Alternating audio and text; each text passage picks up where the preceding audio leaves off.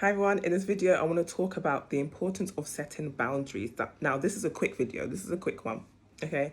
We know that it's so hard to set boundaries, but I'm going to give you some of the reasons why it's actually so beneficial for you to set boundaries, especially coming out of a narcissistic relationship, okay? So the first and the main thing is it protects your mental health. It protects your mental health, setting boundaries. People, you're going to attract all types of people, users, manipulators, narcissists, whatever you call them, whatever the label is for them. You're going to attract people who come to you for something, especially if you're a giving person, you're kind. These people are going to come to you. So in order for you to not get stuck in that situation that you was in before, it's up to you to have boundaries to let people know, hey, you've come to me, but you cannot use me. I refuse to be used.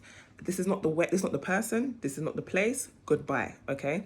To protect your mental health, people will do what you allow them to do. If someone says to you, can you give me some money? And you say, okay, then they're going to come back to you again. Then they're going to come back to you again. And then it's going to be much more the next time. And then they're going to come to you with a sob story. If you let them know from the start, look, I am not about to help you financially. I'm not about to do this. Then they know, okay, there's no point asking her because you're just going to tell me no.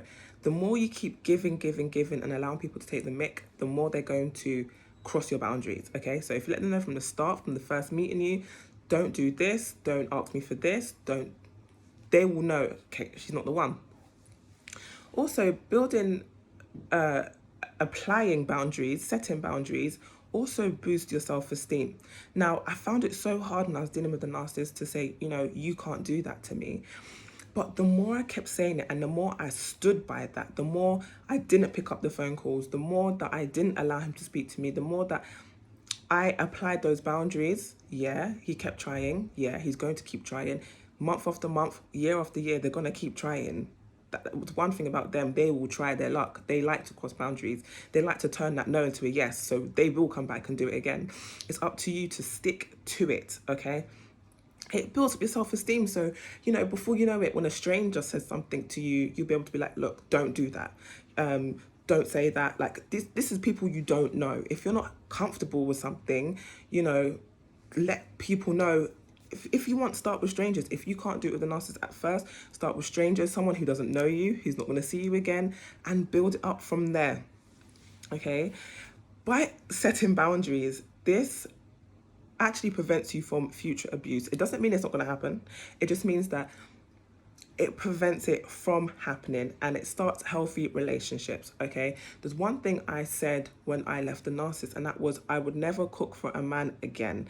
I would never lend money to a man again, okay? That's just that. So if any guy would try and come to me, I don't think any guy's even done that, but if they were to come to me and ask and say, can you borrow me a fiver, which is, what's a fiver? Like, I can give that to you. No, it's the principle. It's not the fact that you don't have it or you're not going to give it. It's setting boundaries, because that's how they start, guys. They start with, borrow me £1, borrow me 50p, something that's so small, like it's not going to hurt your pocket. Okay, then it's testing the waters. It's nothing to do with the actual money itself. It's testing the waters. Then it goes up from £1 to £5 to 20. Before you know it, you're borrowing them £1,000. Apply those boundaries, okay? And when you apply those boundaries, it actually helps with your self-care, and it actually promotes personal growth. So, for example, applying boundaries, you can't come to my house on the weekend because that's when I do my skincare.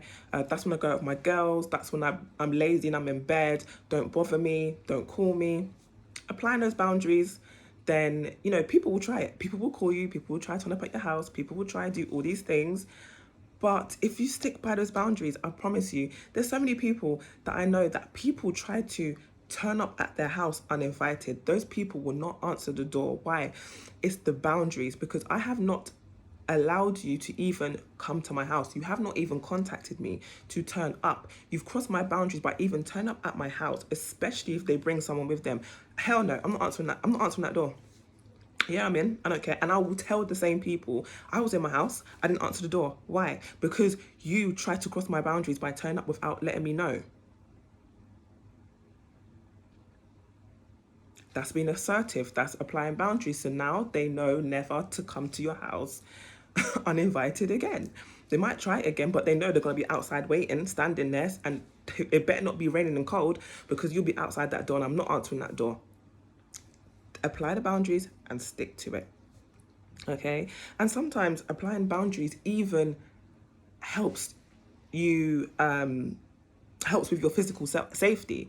So for example, if you've left a narcissist and you've moved house and they don't know where you live, you could easily have a boundary where nobody's going to know where I live. If you're not an immediate family that I know does not have any contact with that person, you're not knowing where I live. And it's happened so many times. I've met mutual friends with the narcissist. I've even bumped into the narcissist cousin and they've asked me, where do you live? And I tell them, I'm not going to tell you that information. I'm not going to lie. I'm not going to beat around the bush. I'm not going to make up an area. I'm going to tell them straight, I don't feel comfortable telling you where I live because you're still in contact with him. And you know what they say most of the time? Fair enough. Like, it's not as scary as you actually think it is. Like, even me, I thought, oh my God, they're going to hate me. They're going to think I'm a, you know what. But at the end of the day, some of the times people actually respect you. Okay, you know what? She didn't tell me where she lived. I respect that. Sometimes you even get the opposite. You even get respect for being honest.